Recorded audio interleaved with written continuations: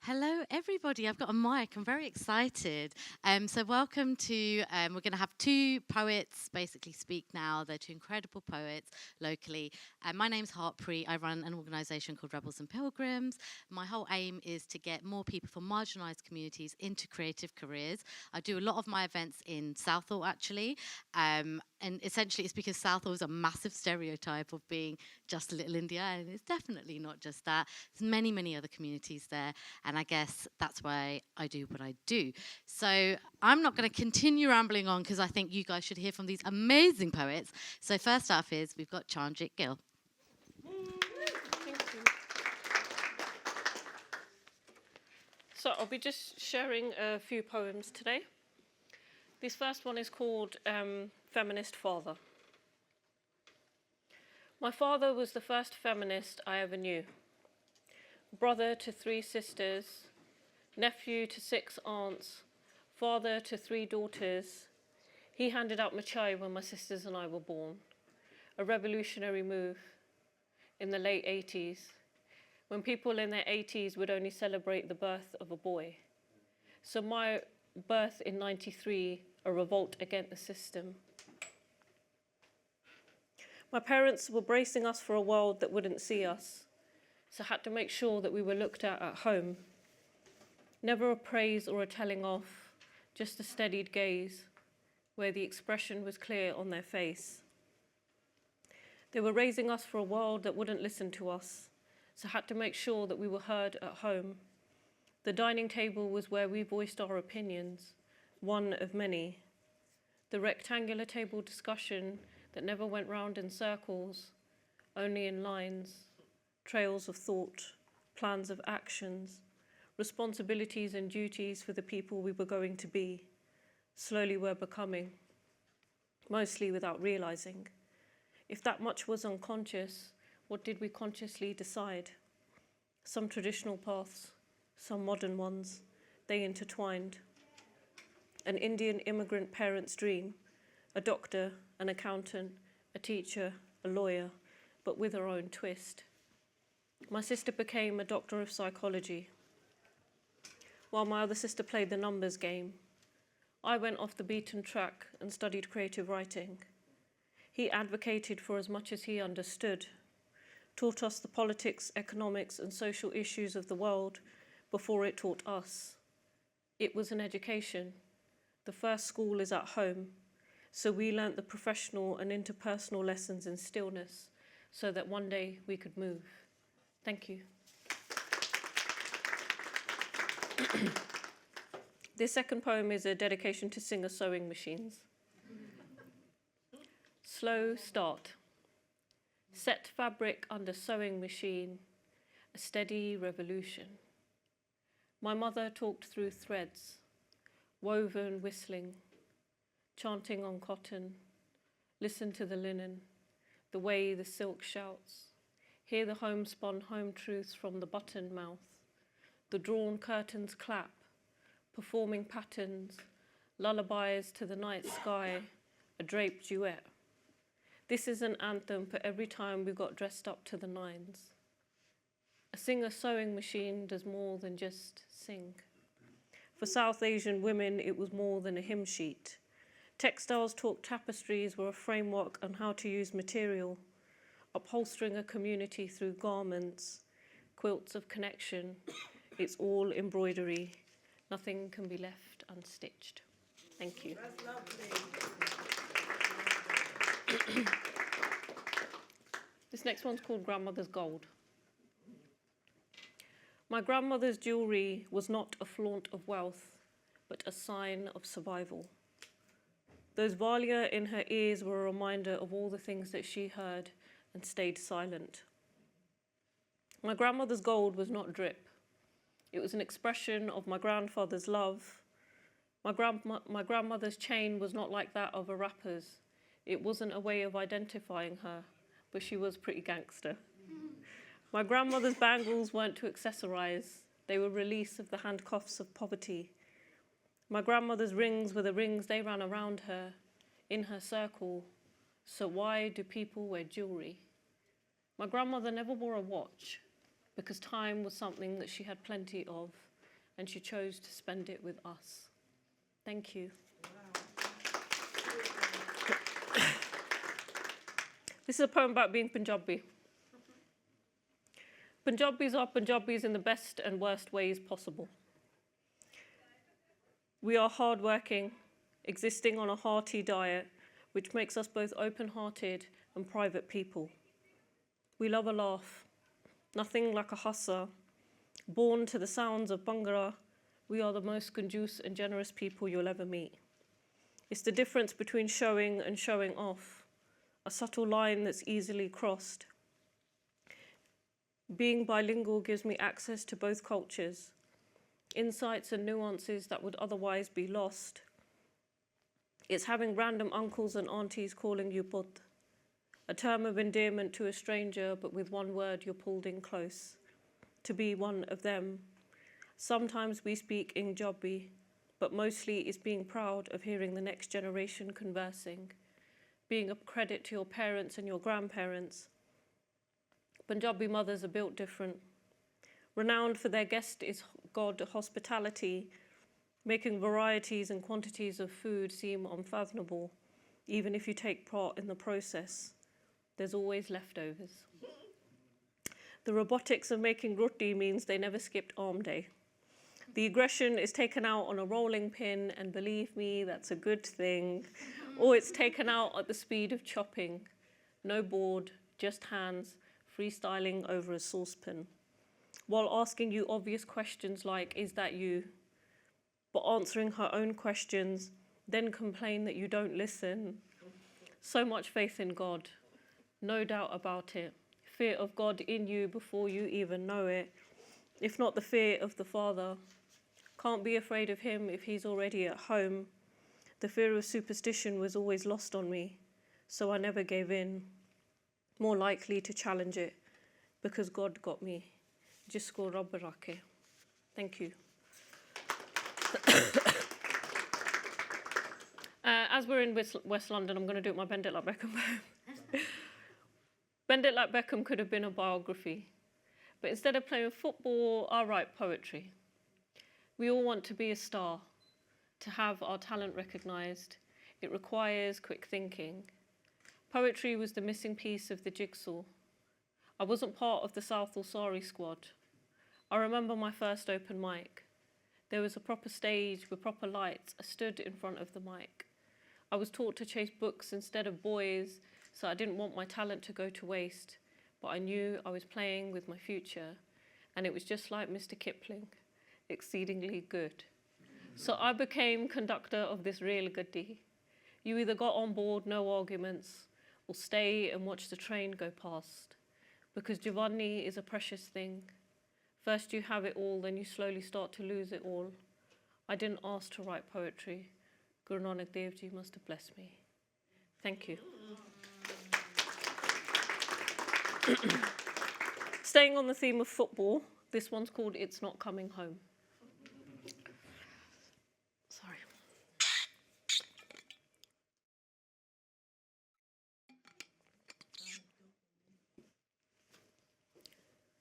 I come from an England where football is a religion. Until 3 black men miss penalties, then we are atheists. Mark us for the way that Rash affords to feed the nation when the government can't. I guess free school meals are more expensive than you think. That's some food for thought. We've been starving for success since 1966. We had the appetite for glory, but not the digestion. It's not coming home. We don't know where home is. The last place you would want to be displaced is on the football pitch with the world watching. The 3 lions with 3 lions on their shirt, more than 30 years of hurt, but the jewels don't gleam as much. Dreaming stopped when reality kicked in. Racism is offside. The flag went up but never came down. They weren't strikers, but they were striking a chord to music that they didn't have the notes to play. Nerves can do that. How can you score a goal when the goalposts keep moving? The only thing that was saved was goals, too much to throw in. But hate doesn't win. Rashford, Sancho and Saka played ball, but they couldn't picture seeing this.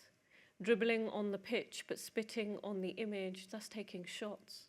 The audience, the crowd, the public watching, but they had no guard. Not even Southgate could protect them. So they're tackling all of this, trying to stay in formation, but it seems racists need information. Ignorance may be bliss, but it's difficult to deal with. How do you manage that when the laws don't govern that? Harry Kane could miss a penalty and wouldn't suffer the same abuse as a substitute. VAR could check this and it wouldn't miss. It was nearly complete. It was nearly so sweet. 17, 25, 11. Thank you.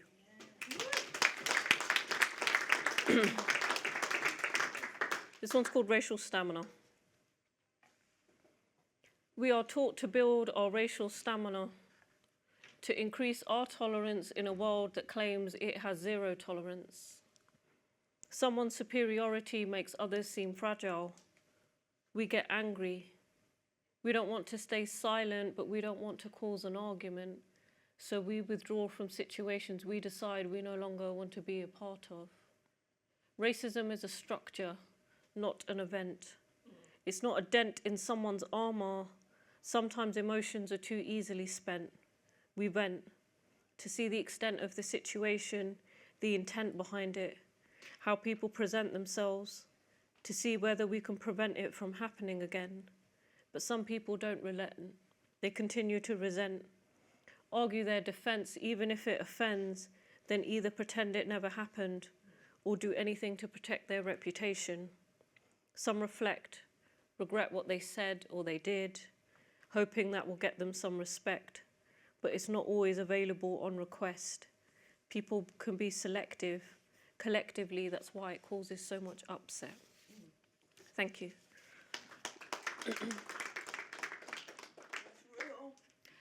Lifted veil. The world isn't getting worse or darker.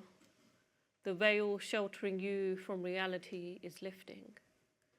This idea of the world you were building in your head, you realized it needs fixing. Too many innocent killings threatens everyone living. Justice is missing. Picking up violence, pitting people against each other, it's heart-ripping. Now is not the time for sitting when freedom has been slipping for so long. The media is twisting what has been written. Not all are admitting to the crimes committed. Keep persisting, keep resisting, keep existing. Thank you. Hope stands. We've seen the struggle, felt the weight of it all, a system built to break, fighting for a future where freedom isn't a choice, but a right to rejoice. The truth's been hidden, covered in a cloud of lies, but it's rising. From the ground up, something new is building, where dignity is restored, where justice shines through. There's nothing when fighting, just a people united, standing side by side. In the fight for justice, it can't be denied. The ones left behind are stronger than ever. Erasing doesn't break pride. Hope stands with nowhere to hide. The streets and the skies all have a place. It's not invisible. Yes, there is injustice, but a strength of a people can't be contained. They built walls thinking that they would fall, but the spirit of a people comes from the heart. Pain finds strength and will. The world can try, but we're standing still. We demand a future where no one's oppressed, where love and peace are the ultimate test. So march, shout, for justice, for truth. In this fight for justice, every word is a sword. The struggle is never over. It's the realest it's ever been. Fires burn brightest through the darkest of nights. Peace can never, will never be denied. Thank you. This poem is a tribute to refugees. We watch nations turn their back, blind to the plea, hiding from the pain, Everyone says it doesn't concern me. Lines in the sand drawn by the ones in power, while refugees search for shelter hour by hour. Hands stretched out, all they want is a chance. But the world says no with its cold, empty glance. So they keep running from the fire to the flood, from war-torn streets to the dust and the mud. They don't want a handout, just a place to stand, a new life, a future in a faraway land. The world's got a million voices, but they speak in silence. 100 million refugees left to wander in defiance. We watch them drown, but headlines fade fast. Policies change like the tides on the shore, but the pain they endure is never ignored. Where's the compassion? Where's the aid? Where's the promises? Politicians, they argue, they debate and they stall, but at the border, it's just a brick wall. We talk about the cost, the burden, the strain, but at what point do we stop and feel the pain? A child's cry doesn't come with a price tag, so how many more lives get dragged? A fight isn't a battle of one, it's a war we all lose till we stand as one. So what's the legacy we leave behind? Will we close our eyes or open our minds? Thank you. This last piece is a tribute to Benjamin Zephaniah. It's called Rebel with a Rhyme. From Handsworth streets where the voices collide, one of 7, a rebel with truth as his guide. He had a mind to ignite, in the rhythm of words he found his flight. Dyslexic, they said, but he saw through the haze, a prophet, a poet, a typewriter's blade. His pen had a beat that would make you stand still, a voice for the voiceless with power and will. Too black, too strong, but he still faced the fight, an intellectual warrior, a cultural light. Bob Marley in the background, Mandela in the front, speaking truth to the world on every single front. Anger in his heart, but compassion in his soul, the people's laureate, making all of us whole. Yes, indeed. Anti-racist, advocated for activism, revolutionary fire, a Windrush child aiming higher and higher. His mind a weapon, his rhymes a sword, cutting through empire, breaking every chord. In every line, in every beat, his legacy lives on, a revolutionary mind, a voice that belongs. Through the anger and through the strife, he crafted a revolution, one verse at a time for life.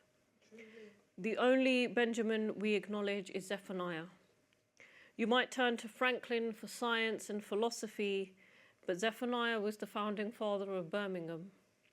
Preaching poetry, spoken word sermons, his life a testament, a man on a mission, city psalms, Rasta time in Palestine, repent with rhymes. He was talking turkeys before being vegan was cool. We listened to his lyrics. I might be preaching to the choir, but I'll say this louder.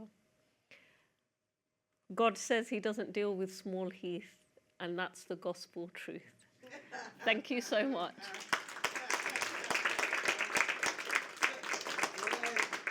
My name's Charanjit Gill. You can follow me on Instagram at @cgillpoetry.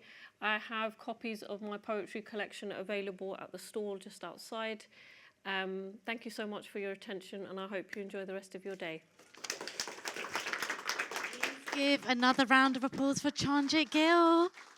Right, we have Nomadic Libax coming up here next. Did you want to pop up? As you're getting set up, I just want to say I love that, Chan. I think she has a really beautiful way of actually talking about some really tough, intricate topics in a very beautiful way. So yeah, thank you so much for that. Right, I'm going to, you're mic'd up, so I'm going to hand over to yourself. Go ahead, Nomadic. Thank you all very yours. Thank you. And who are you? My name is Ali, also known as Nomadic Libah. Nomad means wanderer and Libah means lion in Somali. I'm here to share some words in honor of Benjamin Zephaniah, his memory, his legacy, and everything he pushed. Okay. Yeah. Thank you. Jazakallah khair. Thank you. So to open up, I'm going to read an extract from a poem from another great author and writer from my community called Muhammad Ibrahim Warsameh Hadrawi.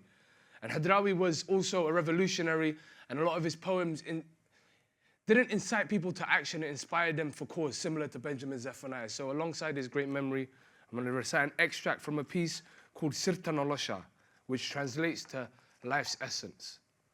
Bismillah. Hear me, Sahra, and pay heed. The well-made poem has no price. It's no jumble of words, not just drums and empty songs, nor shaking hips and showing off. It's not some itch or an insomnia. It isn't bought for tuppence. It is that which you cannot buy at the mart. The anxiety, those emotions, it mirrors the people's needs and bears their well-being worthily. It is the warning cry, the hand that wards off danger. It never picks one over another, but points out the correct path. It is the past inheritor. It is always to the point and select from it. Thank you. I'm going to read a piece called A Prayer for Peace, and in the world that we currently live in and have always lived in, as injustice goes on, silence speaks volumes. So similar to Benjamin Zephaniah, we all have the ability to speak. Bismillah. Paid puppets pull strings behind a mirage of false mirrors and empty promises, saying one thing whilst we witness the complete opposite. Hollow words that hold unspeakable tolls. Lost souls and unalived dreams. Children who hope for the world but never got the chance to become teens.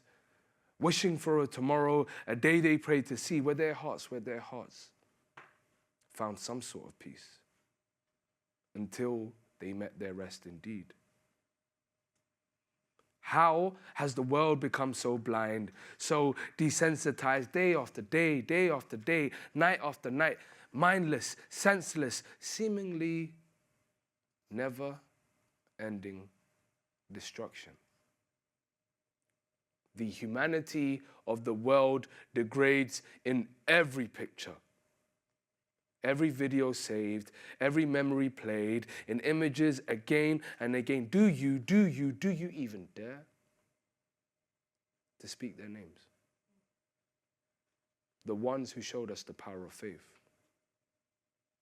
As their world crumbles around them, holding their prayers in their souls, today's technology has showed us just how inhumane humans can be. How unkind mankind truly is. How darkness lives in people and light shines from true beings of hope, only to be dimmed by those who fear. How bright innocence shines. Innocent enough to pray for a day they may never see, praying for a time where a mother can lay her child to rest and have the chance to see them rise with the sun. Praying for a day of clear skies, praying for empty minds, praying for a week where the loved ones they held so close and dear are still around to retell the stories they shared many, many months ago. Praying for a lifetime, praying for a lifeline in the hearts of those that hold their lives in their hands. A prayer for peace.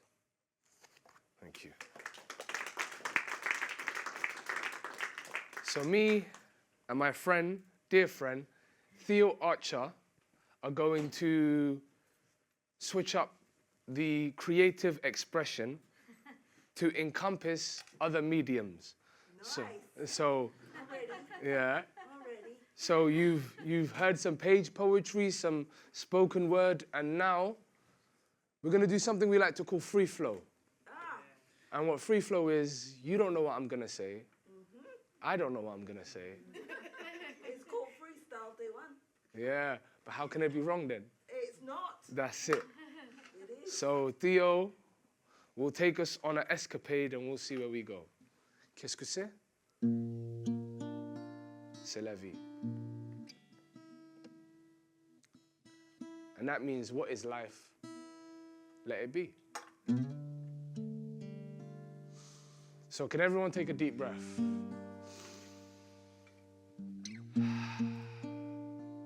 One more time.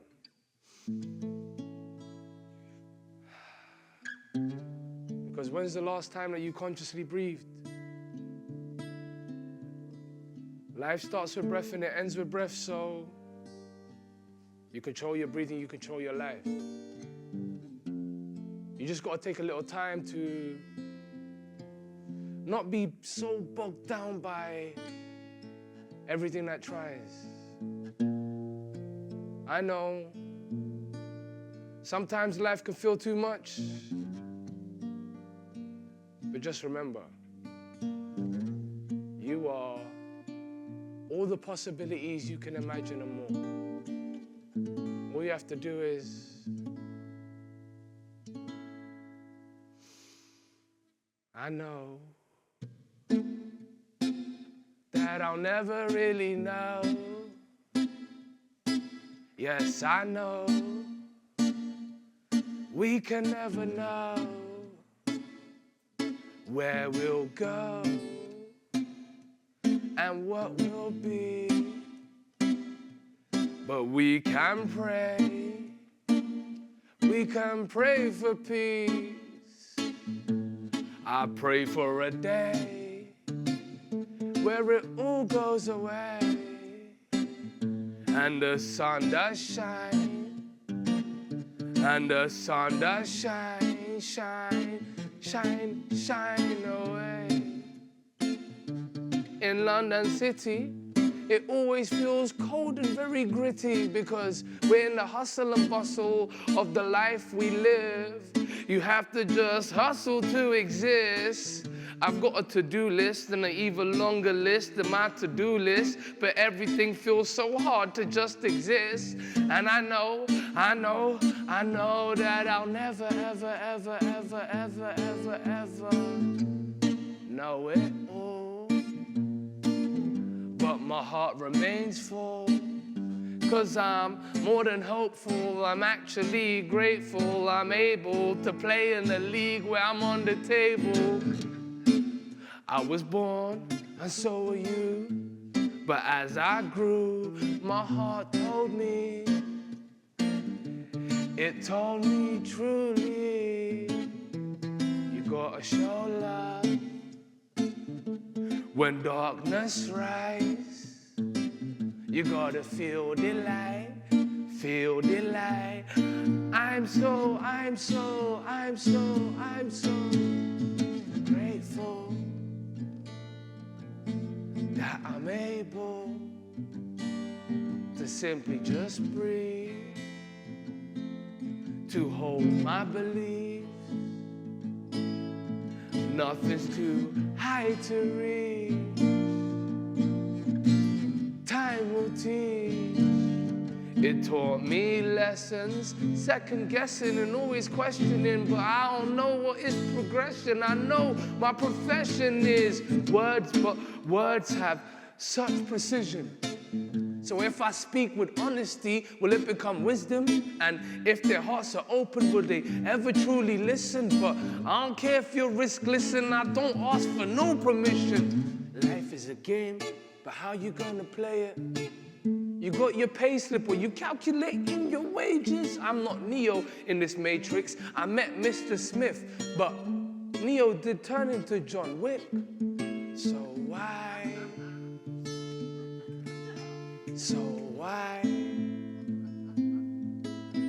don't we question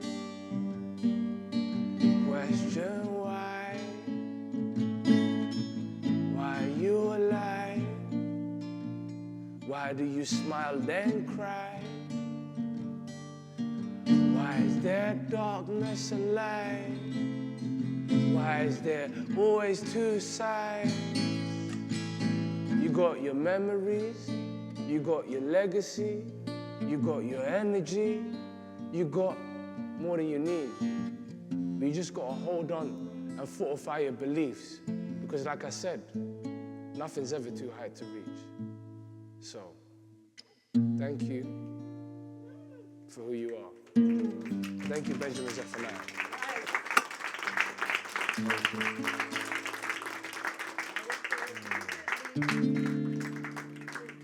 Thank you all for that very much. And like I said, we didn't know what was going to happen, right? So that's the whole part. So I'm going to read 2 more pieces. Thank you very much, Theo. Very round of applause for Theo, actually. Absolutely special guy, that guy. I'm going to read a poem called Maketh. And if you know the proverb, manners maketh the? Yes. So, Bismillah.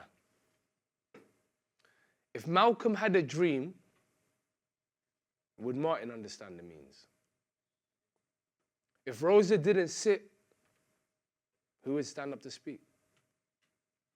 If Harriet wasn't underground, who would sing songs forged along railroads? If Marcus didn't strive to improve, then what would be the universal truth to the current landscape and mood? History. History's a fickle thing. Etched in the ink of formers, founded on thoughts forged from the blood and tears of those who stood before. So I ask you, what is the difference between lineage and legacy? If your lineage includes your genetic memory, then what is the legacy of those before that led to we? If time is the construct we use to recount, then what is the weight of each moment that held people down to the value of those that chose to speak out? If Africa is the continent so many call home, how come it's a place not named after its own? The land without cold, a sunny place, or is it? Is it truly the motherland of the human race? The birthplace of mankind, the origins of life, a glimpse into paradise. More countries than any other region in the world, but how come over 54 countries still struggle to feed themselves when they hold so much wealth? A global majority of melanated beings throughout all of history holding such great achievements, but descending down the timeline only ever highlights ills and woes, troubles and pains, burdens and strifes, struggles and pain. But to each page written, there is another side. For within the absence of darkness, there is light. For within the absence of darkness, there is light. An ethereal flame burning from the inside, giving greater insight as yesterday fades into yesteryear. Ancestors and descendants live side by side as the present becomes the past. And the future is a separation within the line. So I ask you, if manners maketh the man, may the morals of mankind overstand where we as a people expand. Thank you.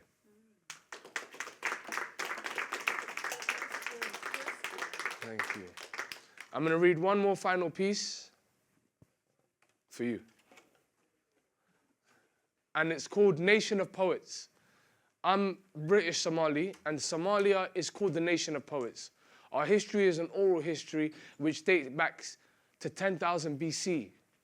And since we didn't have a written language till 1972. So within all of that time, how do we document our stories? Through Mahmah, Silsilat, Barambur, and Gabay, which are all different poetic formats. And so I'm going to read a poem for you called Nation of Poets in honor of Benjamin Zephaniah and the legacy he left and all those who strive towards his cause. Revolutionary mindset. Because as they said back in the day, the revolution will not be televised. So why do they keep telling us lies? No. Yeah. Because the system maintains it. Yeah, I already know it. So I'm going to read the piece. Bismillah. In pain we find peace, in pleasure we find release. فَإِنَّ مَعَ الْأُسْرِ يُسْرًا. Within the hardship there is ease. Same words and repeat. In pain we find peace, in pleasure we find release. فَإِنَّ مَعَ الْأُسْرِ يُسْرًا. Within the hardship there is ease. So my people's pain will never be in vain. The blood through my veins is how their legacy remains. I come from a derelict terrain where poverty and pain remain and never change, from dark days filled with death to war-torn towns with no prospects, a nation separated by colonial lines, a people divided by allegiance to tribe, each tribe with their own pride, so they can never put their differences aside for the betterment of their own people's lives. In the past, this will never pass. People put into a separate class simply because of caste. Oh my, how the world has changed so fast.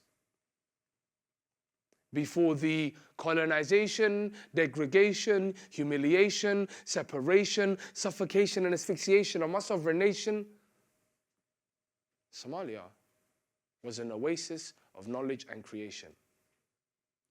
The ancient Egyptians called it the land of Punt, the land of God.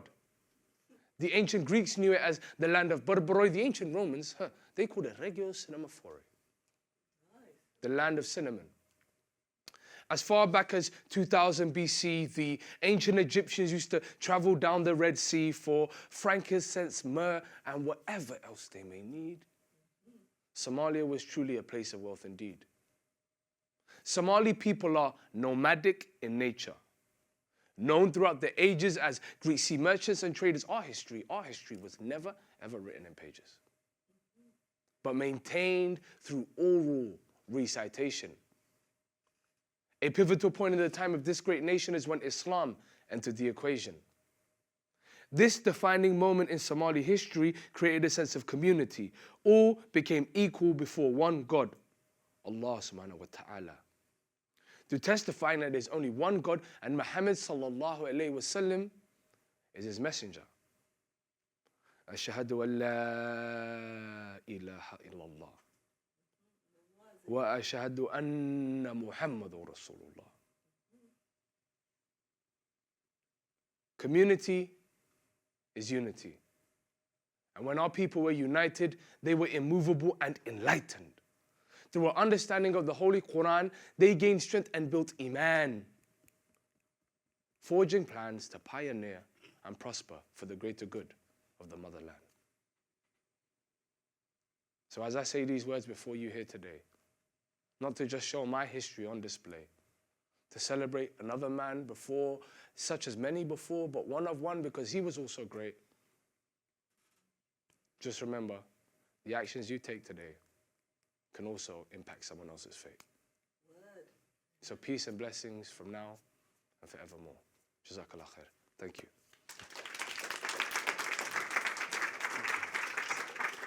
Thank you. Thank you. Thank you. So many powerful words. So that kind of wraps up our little segment today. So today, these two artists were curated by myself under the banner of Rebels and Pilgrims. And yeah, I think if there's one message that we can take today, it's unity, it's revolution, it's being together. We're a bit better together than apart. I think both, can we have another round of applause, please, for Chanjit and Nomadic? Please.